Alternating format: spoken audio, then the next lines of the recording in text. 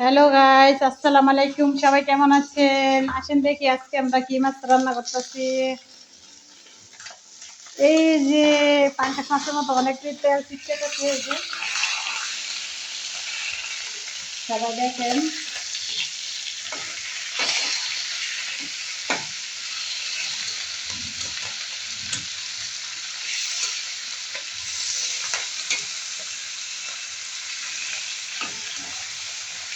তো আমাদের দুপুরে আজকে রান্না হচ্ছে এই মাছ। ঠিক আছে, এই মাছ রান্না হচ্ছে, এটা বেবির দুধ। আর এই যে এখানে হচ্ছে পুঁটি মাছ দিয়ে ঝোল রান্না হয়েছে। পুঁটি মাছ টমেটো আলু দিয়ে ঝোল রান্না হয়েছে। আর এটা হয়েছে মাছ। এটা কি মাছ সবাই কমেন্টে জানাবেন, ঠিক আছে? সবাই দেখেন মনোযোগ দিয়ে, এটা কি মাছ সবাই জানাবেন,